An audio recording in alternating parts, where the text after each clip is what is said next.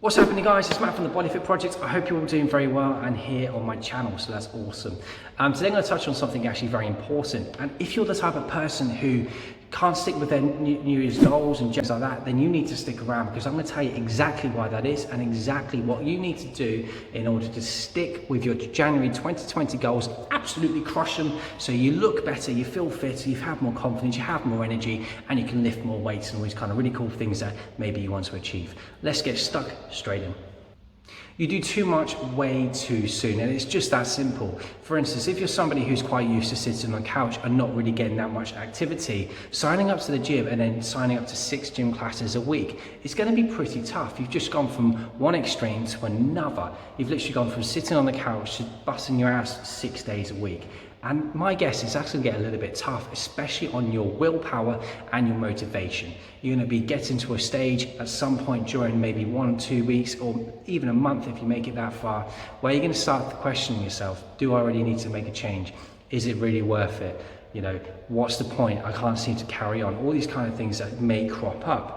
Well, here's the thing. When it comes to your diet, I want you to focus on at least one meal at a time. So for instance, if you are trying to lose body fat, then the idea would be to create a calorie deficit. So fewer calories going in and more calories going out. So what can we do? We can focus maybe on breakfast. For instance, if you have breakfast, you don't have to have it. But if you do have breakfast, can you make a lower calorie alternative and focus on that for a while, just so you can change and implement one thing.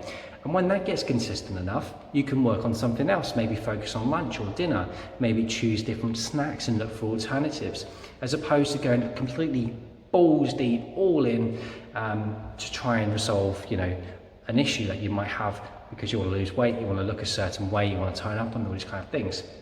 So instead of going all or nothing, try something, little changes over time, and make it sustainable. Okay, that is a good piece of advice that I think you should try, especially if you struggle to stick with stuff when it comes to January or any goal in particular, because you feel it's a little too much on your willpower and you don't enjoy it. And if you don't enjoy it, there's no point in doing it. So that's what I do with my clients. I allow them to eat whatever the foods they love, carbohydrates, drinks, alcohol, meals out with their friends and family, and it's bloody awesome. So you don't need to go cold turkey, guys.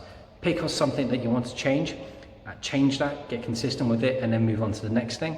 And there we go. That is a complete one-step system to changing your habits for the better. And it's the same with your diet as well. You've gone from having takeaways, drinking, having sugar, have carbohydrates, and now you've eliminated everything, maybe doing some silly detox, maybe some diet plan off the internet, or a cookie cutter meal plan that some trainers giving you. And if that's the case, you've gone from one extreme to another. You've gone to an absolute all or nothing protocol, reduced everything that you like, carbohydrates, drink, alcohol, and takeaways and things like that. And now you're having none of it.